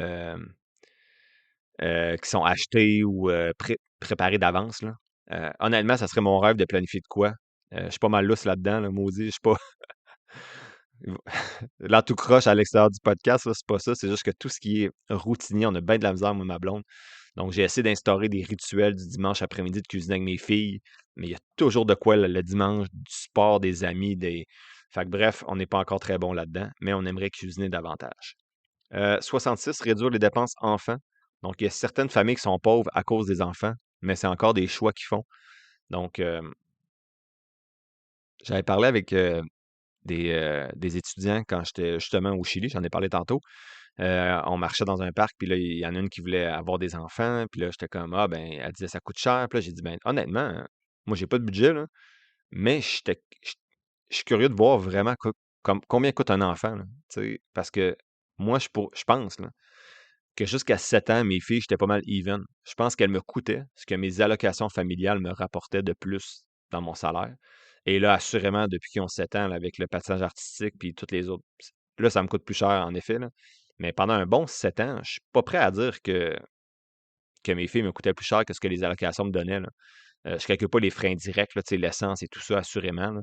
Mais c'était pas si cher, là, les 7 premières années, là. Puis c'est sûr, j'ai eu un peu de linge, on a eu, tu sais, une coupe d'affaires avec le shower et tout. Mais je pense que tu peux t'en sortir avec tes enfants, que ça coûte pas trop cher si tu le souhaites. Puis il y a une étude récemment là, qui disait que c'était 400 000. Ça se peut que ce soit ça, moi, sur 18 ans, mes filles, 400 000 avec le patin, puis tout ça. Puis je veux dire, c'est un choix que je fais, puis je ne braillerai pas, là. Mais je pense que c'est très possible là, de couper ça de moitié là, si tes enfants font juste. T'es pas obligé de faire du sport organisé. Là. Il y a bien des bienfaits au sport organisé. Là. Je suis la dernière personne à convaincre pour ça. Mais, crème, tu peux aller à la base de plein air, faire du sport, tu peux aller avec ton enfant jouer dehors, développer les mêmes habiletés motrices. Tu peux le faire avec des amis pour développer des habiletés sociales dans le sport avec eux. Tu n'es pas obligé de payer pour ça. C'est sûr, c'est facilitant, c'est plaisant, mais c'est possible de s'en sortir. Je tergiverse encore alors que c'est un épisode que je ne devrais pas tergiverser parce que j'ai encore des pages de notes. Mais bref, en gros, les trucs de l'auteur, c'est de se méfier du marketing pour bébé. Acheter d'occasion. Vous n'êtes pas des mauvais parents si vous demandez des choses usagées. Et moi, aux fêtes de mes filles maintenant, il n'y a pas de cadeau, j'en ai déjà parlé, mais j'ai ajouté parce qu'il y a des parents qui se sentaient mal de ne pas avoir de cadeau, de juste faire des lettres. Maintenant, ils peuvent amener des choses usagées. Donc, exemple, des choses que tu n'utilises plus chez vous, tu peux les amener. Puis, je l'ai fait pour la première fois avec ma plus vieille en février passé. Et ça a été incroyable. Tu sais, les gens sont arrivés avec plus de cadeaux que si ils avaient acheté des choses neuves. Tu sais, exemple, tu ajoutes un cadeau neuf dans ces fêtes-là. C'est quoi, 30-40$ le budget, je ne sais pas trop. Puis là, ils sont arrivés avec à peu près là, chaque là, 60-80$ de jouets, là, encore en bon état. C'est juste que c'est des choses que dans la famille, les gens n'utilisaient plus, des jeux de société, des livres.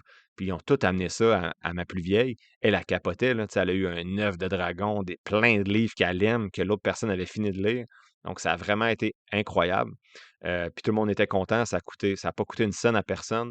Fait que c'est vraiment un truc intéressant, je pense, si vous voulez le réinvestir. Établir un budget clair là, pour les jouets des enfants. Sensibiliser les enfants aux finances. Donc, je vais être prudent ici pour nommer personne. Je dirais pas si c'est un ami, un membre de la famille, parce que la personne pourrait se reconnaître. Mais j'ai eu une conversation dans un événement, on va rester large, récemment. Puis, on parlait du cinéma. Donc, je disais, ben, tu sais, je me rappelle plus le début de la conversation, mais en gros, j'ai dit, ben, moi, quand je vais au cinéma, mes filles sont au courant que j'achète pas de popcorn, j'achète pas de bonbons. Je trouve que ça coûte cher pour rien. Puis, bref, on dîne avant d'y aller anyway, ou on soupe après, on a des collations avant de rentrer. Tu sais, pour moi, là, le plaisir, puis mes filles, ils ont du plaisir, ils ont le goût d'aller au cinéma, pas juste pour le popcorn. En tout cas, bref, mon point de vue, c'était juste ça. Puis je suis bien conscient que il y a d'autres façons de voir les choses. Mais je parlais avec quelqu'un qui était comme serré financièrement. Puis elle me dit, ben, je peux pas aller au cinéma, ça coûte X montant. J'ai dit, ben non, ça coûte pas X montant, ça coûte, mettons, tant de piastres le billet par personne. Puis oui, mais il faut acheter du popcorn, il faut acheter la liqueur. Elle dit, ça n'a pas de bon sens, ça coûte 20$ à cette heure, un kit pour enfants au cinéma. J'ai dit, ouais, mais t'es pas obligé de faire ça. Elle dit, ben oui, quand tu vas au cinéma, c'est plate si t'achètes pas ça. Fait que là, j'étais comme, j'ai pas argumenté, là, j'aime bien argumenter dans la vie, mais j'étais comme chacun a le droit de voir ça comme ils veulent. Là. Mais encore une fois, c'est une question de choix.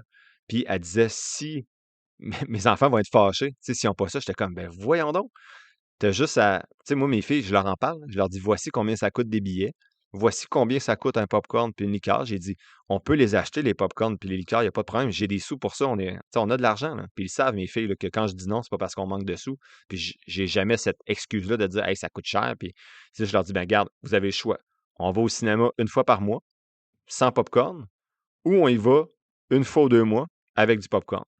Fait que, tu sais, rendu là, c'est leur décision. Là. Puis, fait qu'ils comprennent les choix financiers derrière. C'est pas de les priver, c'est pas de les. C'est de pas garder ça opaque. Là. Tu sais, tu peux parler d'argent avec tes enfants, dès qu'ils ont 4 ans, ils vont comprendre tes explications, au lieu de juste dire, ben, crème, on va y aller moins souvent, on va y aller, mais je vais couper le budget de d'autres choses parce que je suis obligé d'acheter du popcorn. Fait que, bref, c'était ma petite histoire tout croche, racontée de manière désorganisée. Mais ça faisait un lien quand même avec le fait de sensibiliser les enfants aux finances. Argent de poche pour apprendre les finances, on a déjà parlé, là. Ça peut être intéressant pour leur apprendre la déception de tout dépenser. Aviser les proches de se limiter en cadeaux d'enfants. Donc, ça, je l'ai nommé tantôt. Là. Moi, il n'y a plus de cadeaux dans les fêtes. Puis quand les amis viennent aux fêtes de mes filles, il n'y a pas de petits sacs à la fin avec plein de cochonneries. Là. Ça, là, si vous le faites, c'est correct. Je comprends qu'on a tous grandi différemment, mais moi, quand mes filles vont à une fête puis ils reviennent avec un petit sac de cochonneries, tu sais, ils arrivent à la maison, le sac est déposé sur le bureau en rentrant et elles ne retouchent jamais à ce sac-là. Donc, soyez conscient que ce que vous mettez dans ces sacs-là, personne n'est intéressé par ça, personne ne les utilise. Donc, gardez vous êtes mis quoi, 50$ dans ces cochonneries-là? Gardez-le pour vous. Puis au pire, faites vivre une expérience pendant la fête aux enfants qui vaut 50$, mais mon Dieu, ces petits sacs-là de cochonneries, désolé, est-ce que ça sert à rien? Bref, Je passe à la prochaine rubrique. Là, j'ai encore plein d'affaires là, mais je suis comme perdu dans mon fil. Rubrique 67, c'était le slow food. Il dit de prendre le temps de manger autour d'un repas. Euh, Ça peut diminuer votre consommation à long terme. 68, planifier les repas. 69, acheter local. Euh, il dit que c'est moins cher local, là, mais c'est pas mon expérience, là. C'est assurément avantageux pour la planète. Il y a beaucoup moins de transport, mais acheter local, c'est pas toujours moins cher, comme le dit l'auteur. Mais pour moi, je suis prêt à faire pour certaines choses, comme mes légumes, par exemple, lorsque c'est la saison, etc. Il parle de journée de corvée alimentaire dans le point 70. Il dit qu'avant, au Québec, on avait des journées de corvée alimentaire, donc on faisait toutes des marinades, des conserves, des confitures. Il dit que ça serait peut-être intéressant de reprendre cette habitude-là. Puis il donne plein d'autres trucs là, au point 70, là, mais je le passe pour aujourd'hui. On est déjà rendu en haut d'une heure. 71, jardiner. 72, élever des petits animaux. 73, des restaurants pour des occasions seulement, pas toujours. 74, éviter l'obsolescence programmée de ce que vous achetez. 75, il parle de la théorie des bottes. Donc, acheter moins cher, oui, mais pas dans toutes les situations. Donc, il dit que la qualité est parfois une bien meilleure décision, là, même quand vous avez moins d'argent. Donc, il présente sa théorie des bottes. Donc, une personne qui achetait une mauvaise botte à chaque année à 10$, alors que l'autre bonne botte coûtait 50$, puis ils ont duré 10 ans. Donc, ça a quand même coûté 100$ par rapport à 50$. C'est la même chose pour les vêtements des fois. Donc, voici ce que l'auteur juge important d'acheter de qualité. Donc, des vêtements conçus pour durer, des bottes, manteaux imperméables, habits de soirée, pas pour les enfants, là, pour vous convaincre, là. Tu sais, les enfants le mettent pendant un an. Je comprends que tu peux les revendre et tout. Des bonnes bottes et des bonnes mitaines, là, c'est quand même intéressant, là. Mais achetez pas des pantalons Lululemon à votre enfant, là. Il va les mettre un an. Donc, utilisez pas l'argument de l'auteur d'acheter de qualité juste pour vous convaincre. Si vous voulez vous lancer après sur les ventes marketplace, puis c'est encore de bonne qualité, puis ça se revend bien, tant mieux. Mais moi, je vends 3 affaires sur marketplace par année, puis ça me décourage à chaque fois. Donc, tant mieux pour vous. Donc, sinon, ça peut être certains meubles, des fois, des services professionnels. Donc, tu ne veux pas couper le budget dans un bon plombier, un bon électricien, etc. 76, il dit qu'on est esclave de l'informatique. Au Canada, on a les tarifs les plus élevés pour nos téléphones, puis tout ce qui est électronique en général. Donc, il y a quelques astuces que l'auteur propose. Acheter un ordinateur remis à neuf, négocier ses forfaits, lâcher un peu l'écran, honnêtement aussi. Euh, Pas avoir besoin du dernier cri, là. Même chose pour les ordis si vous ne gamez pas, là. Regardez des courriels puis YouTube, ça prend pas grand-chose comme ordinateur, là.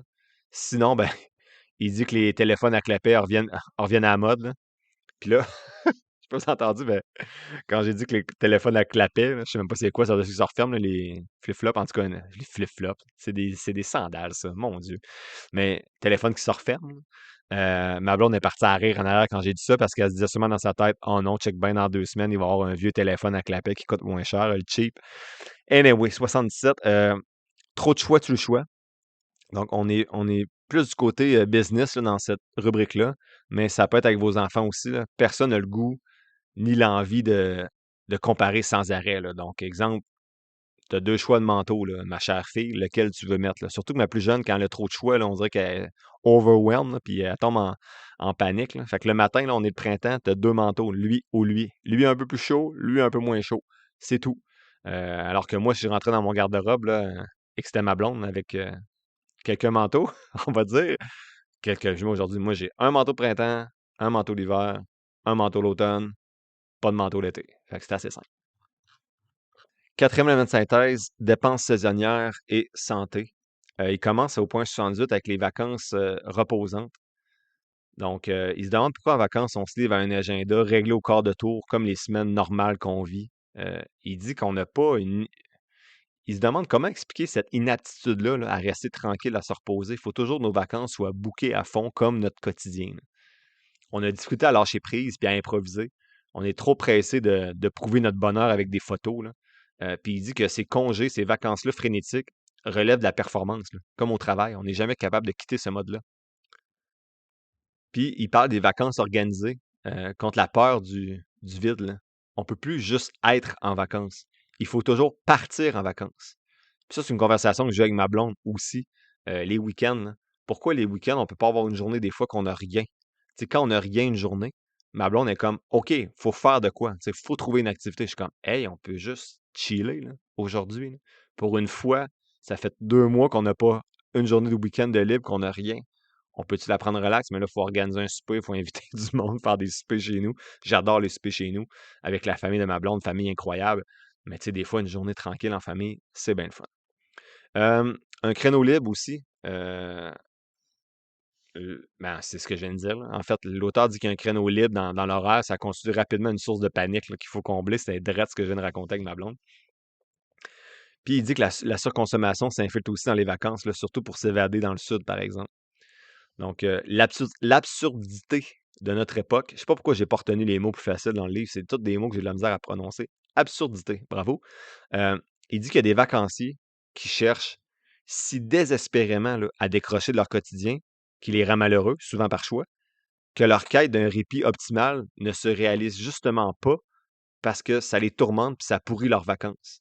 Donc, exemple, je vais voyager avec mes enfants, mais tout n'est pas parfait. Puis là, ça me fait chier parce que tout n'est pas parfait, parce que je voulais que ces vacances-là soient parfaites parce que je me fais chier au travail. Puis là, en plus, mes enfants chiolent pendant les vacances. Donc ça rend... c'est pas des vacances reposantes, on va dire. Donc, l'auteur dit qu'en gros, s'ennuyer, là, c'est sain. Euh, mais quel état de détachement... mais que cet état de détachement-là, de s'ennuyer, il est difficile à obtenir dans notre époque où tout va vite, là. Tout doit être optimisé. Je suis vraiment coupable ici, là. J'optimise tout, là. Tu sais, même les routines des enfants, je dois apprendre à relaxer de temps en temps, là. Tu sais, c'est pas si grave s'ils se couchent pas à 7h30 puis ils se couchent à 7h45, là. Donc, il parle d'activités monotones aussi pour décrocher, qui sont zéro mental, pas facile, mais bon, je l'ai dit tantôt, là. Être dans un hamac, marcher, tricoter, prendre un long bain, sans écran, bien sûr. Donc, c'est toutes des petites pistes qu'il propose, là. Euh, il dit qu'on n'est même plus capable de regarder un film ou une game de hockey sans regarder nos téléphones. Ça, c'est vrai, là, j'ai regardé la game. J'ai enregistré le 20. Là. Hier, c'est la première game du 4 de 7 de Montréal contre le Lightning. Fait qu'hier, je m'assois, je dis, hey, je vais prendre le temps d'écouter la game. Puis des fois, pendant les pubs, je regardais mon téléphone. Puis quand la game recommençait, je ne lâchais pas mon téléphone tout de suite. Tu sais, je m'assois pour regarder quoi que j'aime, puis j'ai de la misère. Mais en plus, je suis pas un gars super écran, là, mais tu sais, des fois, t'es comme, hey, j'ai commencé à lire de quoi, je vais le finir, tu sais. Ben non. Puis tu sais, des fois, je m'assois avec des chums pour regarder une game d'hockey, justement, de série, puis il y a la moitié du monde qui passe 60% de la game sur leur sel. Chris, t'es ici avec nous, là, pour regarder de quoi qu'on aime, puis c'est pas assez pour occuper ton cerveau. Si bon, la capacité de concentration du cerveau humain va être rendue où dans 10 ans comme un poisson rouge. Tu sais, t'es en gang, on vient s'asseoir avec des gens qu'on aime, regarder de quoi qu'on aime, puis même ça, c'est pas assez fort pour t'empêcher de prendre ton téléphone. Puis toutes les raisons sont bonnes. Je vais checker des stats, je vais. Non, non. On sait bien, là, tu checkes les stats pendant 3 secondes, puis après ça, tu tombes dans ton Instagram puis ton Snapchat, je sais pas trop, j'ai même pas ça. Anyway. L'air d'un vieux qui parle. 79, il parle du dégât du tourisme de masse. Donc, en gros, il dit que l'industrie du divertissement coûte cher. Puis c'est vraiment pénible pour les pays qui accueillent les touristes souvent, même si ça amène des retombées financières. Il dit qu'il y a un trafic, les gens font pas attention. Les touristes nuisent au tourisme. Euh, il dit que dans le Sud, on a le sentiment de redonner aux communautés des fois. Tu sais, je redonne aux communautés, je donne du type. Non, il dit que les sièges sociaux des hôtels sont dans des pays développés. Il y a quelques salaires, mais les gros profits ne restent pas dans le pays où vous allez vous faire bronzer. Euh, Puis en gros, il se dit, c'est quoi le malaise qu'on cherche à fuir là, quand on quitte dans d'autres pays comme ça? Il dit, c'est-tu du conformisme? On se sent obligé de voyager pour faire comme les autres? Il y en a qui ont une passion, c'est correct. Mais j'en vois aller qui partent en vacances, sont stressés avant, sont stressés pendant, sont stressés après. Est-ce que c'est la meilleure façon de décrocher? Je pose la question. 80, il parle de tourisme responsable, donc de ne pas exploiter personne, de ne pas se faire rouler, puis d'économiser, donc utiliser du transport en commun ou des vélos pour éviter de polluer, éviter tout ce qui est organisé par des pays développés, donc des autobus nolisés, des croisières. Fait que bref, quand vous faites du tourisme, il dit d'être responsable d'un point de vue économique, mais d'un point de vue également de respecter le pays dans lequel vous êtes. 80, il dit d'apprécier autant le processus que la destination, là. Donc, dès que tu pars en char, tu es supposé être heureux dans ta voiture avec tes enfants, pas juste quand tu es rendu sur la plage avec eux. 82, il parle de planifier la rentrée scolaire. Donc, comment réduire la facture, faire un inventaire de ce qu'on a déjà, réutiliser des trucs de l'année précédente, faire du troc avec d'autres parents, acheter en grande quantité avec plein de parents dans le quartier pour payer moins cher, puis on se divise la facture après. Fait que bref, différentes choses. Surtout ne pas magasiner avec vos enfants, sauf si vous aident avec le budget, puis ils choisissent leurs éléments, leur matériel plutôt en fonction du budget. Bon, 83, il parle des cadeaux de Noël, 84, il parle du délire des anniversaires d'enfants. Ça revient un petit peu au même, là, la surabondance, le malaise des échanges de cadeaux, les fêtes qui deviennent des compétitions sociales d'excès, là, de qui organise la plus belle fête. Donc, tu sais, j'en ai parlé. Fait que c'est la même chose pour cadeaux de Noël, anniversaire d'enfants. 85, c'est les fêtes commerciales. Donc, tout ça, là, ça nous amène à consommer, en fait. Donc, soyez prudents. Donc, il parle ensuite de santé. Le bloc santé, bon, 86, il parle d'un système de maladies. On ne soigne pas des maladies. Il n'y a aucune prévention qui est faite, là. Tu sais, prends ton Zambic, va perdre 30 livres en changeant absolument rien de ton mode de vie, puis on se revoit dans un an quand tu vas avoir repris ce 30 livres-là. Tu sais, ça... Bref, j'ai bien des critiques pas contre les gens qui travaillent dans le système de santé, c'est que je trouve qu'on fait beaucoup de prévention, donc on soigne, au lieu de promouvoir des saines habitudes de vie avant, mais je suis très biaisé là, avec mon expertise de ce côté-là. 87, il dit qu'on est ce qu'on mange. Bon, j'ai pas précisé davantage ce bout-là. 88, il dit de se mettre en forme. Donc, il dit que la meilleure excuse, là, j'ai pas le temps, meurt dans l'œuf quand tu commences à déconsommer parce que tu consommes moins d'écran ou presque pas. Ça coûte pas cher non plus être actif. Tu as plein de choix gratuits. Tu peux marcher, courir, peu importe. Tu peux t'entraîner à domicile avec pas grand-chose. Donc, il dit que quand tu déconsommes, ben, la meilleure excuse que tu n'as pas le temps te permet de te remettre en forme. Bon, ensuite, 89, il dit qu'on dort mal parce qu'on est stressé, on a les écrans et tout ça. 90, il dit de faire du ménage dans notre vie privée. Donc, en gros, il y a des études sociologiques qui ont révélé qu'il y a des individus qui réaménagent leur habitude de vie. Mais en fait, les individus qui réaménagent leur habitude de vie vont aussi réaménager souvent leurs relations familiales et sociales. Donc, exemple, tu es alcoolique, tu veux plus l'être, arrêter de boire, ben, tu vas peut-être plus sortir d'un bar avec tes amis. Fait que tu fais un petit ménage en même temps de ce côté-là. Donc, en gros, son message, là, c'est pas de rejeter automatiquement ceux qui sont pas d'accord avec vos nouvelles habitudes, mais d'éliminer les gens qui sont négatifs, qui grugent du temps, qui grugent votre énergie, qui grugent votre confiance en vous. Donc, les égocentriques, le je, me, moi, les éternels pessimistes, mon Dieu Seigneur. Ça, là, est-ce que t'es spot vite, hein? Je nomme pas d'endroit, je nomme pas personne, mais il y a des gens près de moi, plus ou moins près de moi, que t'es comme, tout est difficile. Tout, tu sais, puis c'est pas long, ces personnes-là, là. Tu peux être 1 heure avec, là. Ils s'en foutent, là. Les éternels pessimistes, là, ils s'en foutent de ce qui t'arrive dans ta vie, là. Mais on dirait que les je, me, moi, puis les pessimistes, là, c'est pas mal, ils sont pas mal ensemble souvent, là. Tu sais, peu importe, là, c'est tout le temps compliqué, là. Ils vont à la caisse, c'est compliqué. Ils vont au soccer de leur enfant, c'est compliqué. Jamais, jamais contente du coach, jamais contente des autres parents, jamais. Bon, ces gens-là, ils peuvent. Des fois, je me dis, est-ce qu'ils s'écoutent? Tu sais, si on les enregistrait, puis je disais, hey, regarde, on vient de se parler 1 heure, je veux juste. Écoute-toi, tu sais. Réécoute-toi, puis dis-toi, crime. Y a-tu un élément positif que tu as dit, tu sais? Puis y a-tu un élément intéressant aussi dans tout ce que tu as dit, là? Il y en a qui aiment ça, se vider le cœur. Bref, prenez le temps, là, parce que si vous êtes quelqu'un de même, là, en tout cas, moi, des gens de même, si ça reste dans mon entourage, c'est par procuration ou ça reste pas dans mon entourage, là. C'est essoufflant, là. Bref. 91, importance du réseau social. Il dit qu'à Harvard, là, il y a une étude longitudinale qui a été faite de 1938 à 2024, quand même impressionnant. Et cette étude-là confirme que la clé du bonheur, c'est cultiver son réseau social. La raison est simple, l'humain, on est un animal social. Donc, c'est important de conserver votre réseau social, mais un bon réseau social qui vous élève et non qui vous rabaisse. 92, il en reste 10. Coup de foudre, attention. Donc, il dit de prendre des décisions financières sérieuses lorsqu'on a un coup de foudre des premiers mois là, qui nous fait perdre la raison. Selon l'auteur, c'est quand le sentiment s'estompe après environ 3 ans que là, on peut commencer à envisager des projets communs d'envergure où on les planifie adéquatement en discutant ouvertement du point de vue financier lorsqu'on prend des décisions d'aménager ensemble, d'avoir des enfants, etc. 93, discuter de déconsommation en couple. Donc, c'est drôle parce qu'au moment que, bon, que j'ai préparé mes notes pour cet épisode-là, on avait une belle discussion. C'était un samedi soir, on avait un souper d'amis. Puis jasé, j'ai jasé de ce livre-là. Comme quoi on consomme en fou, là. Parce qu'on parlait d'achat d'auto. Puis c'est quoi déjà? Il y a une des personnes autour de la table qui se questionnait sur une voiture qu'elle voulait acheter, c'est ça. Donc, hier soir, pendant que les filles prenaient un bain infini encore une fois, ma blonde puis moi, on faisait la vaisselle, puis on jasait de ça aussi. Est-ce qu'on pourrait cuisiner plus local? Est-ce qu'on a encore besoin de 2 voitures? Est-ce qu'on pourrait voyager moins, nos voyages dans des tout inclus, dans des pays pauvres? Donc, c'est vraiment un livre qui donne matière à discussion. Mais tu sais, il ne faut pas virer fou non plus avec ça. C'est un petit pas à la fois. Mais moi, ce que ce livre-là a permis, bon, je suis déjà dans ma conclusion, là, au point 93, bref, je vous le dis tout de suite. Moi, ce que ça a permis, c'est vraiment de réfléchir là, à des sujets qui permettent d'amener un peu de déconsommation en couple ou même d'en discuter avec des amis.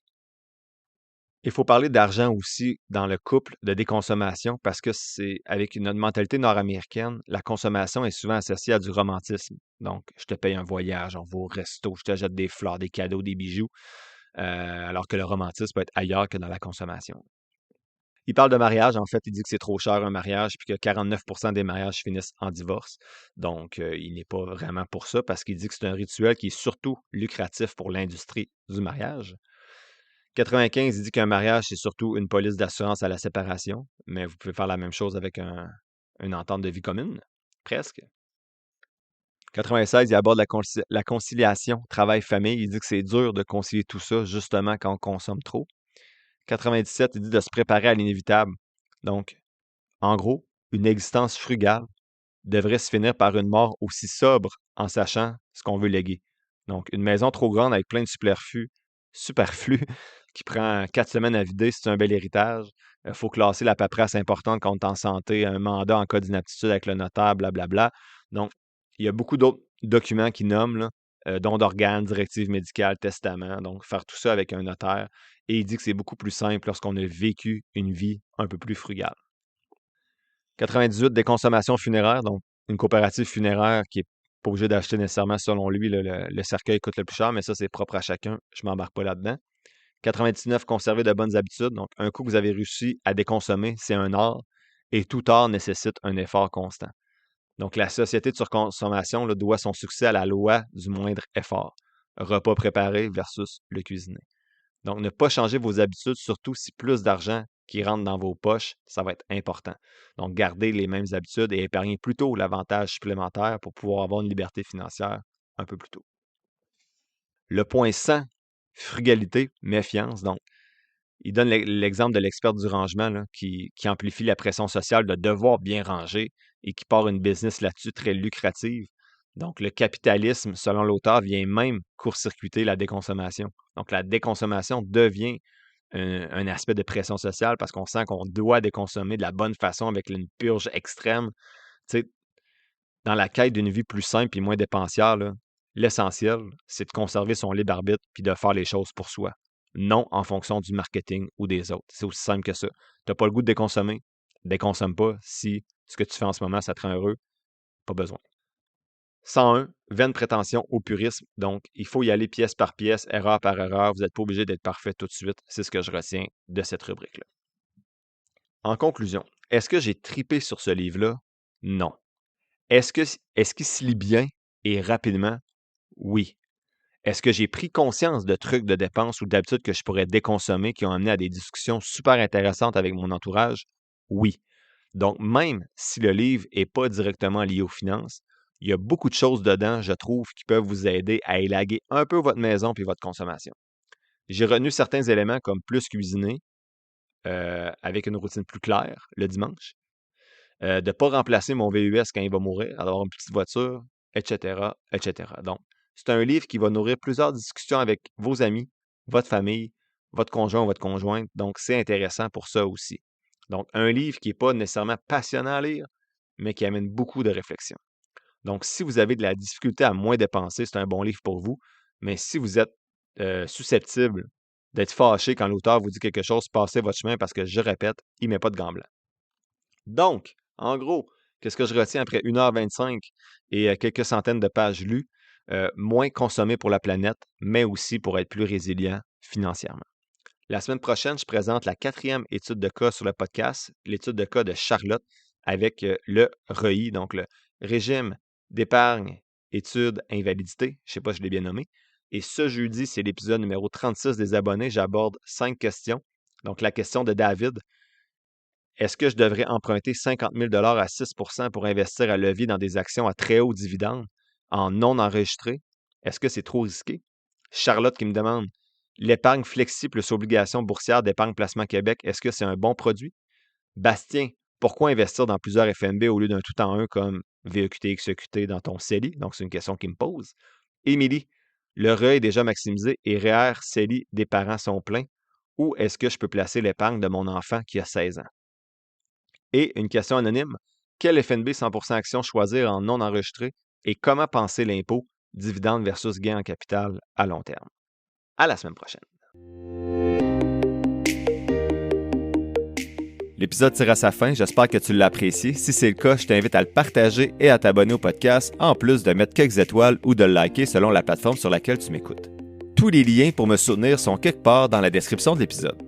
N'oublie pas que les informations communiquées dans le podcast sont dans un but strictement éducatif, ce ne sont pas des conseils financiers. Je t'invite à consulter un professionnel pour des conseils spécifiques à ta situation parce que je ne peux pas être tenu responsable de tes décisions financières. Comme je le dis depuis un petit bout, je ne suis pas un expert, prends donc pas ce que je dis pour du cash, fais toujours tes propres recherches. Sur ce, merci d'avoir passé un peu de temps avec moi aujourd'hui et on se voit dans le prochain épisode de Finances fondamentales. Ryan Reynolds here from Mint Mobile. I don't know if you knew this, but anyone can get the same premium wireless for $15 a month plan that I've been enjoying. It's not just for celebrities, so do like I did and have one of your assistants switch you to Mint Mobile today. I'm told it's super easy to do at mintmobile.com/switch. Upfront payment of $45 for 3-month plan, equivalent to $15 per month required. Intro rate first 3 months only, then full price plan options available. Taxes and fees extra. See full terms at mintmobile.com. The right window treatments change everything. Your sleep, your privacy, the way every room looks and feels. At Blinds.com, we've spent 30 years making it surprisingly simple to get exactly what your home needs. We've covered over 25 million windows and have 50,000 5-star reviews to prove we deliver. Whether you DIY it or want a pro to handle everything from measure to install, we have you covered. Real design professionals, free samples, zero pressure. Right now, get up to 50% off with minimum purchase, plus get a free professional measure at Blinds.com. Rules and restrictions apply.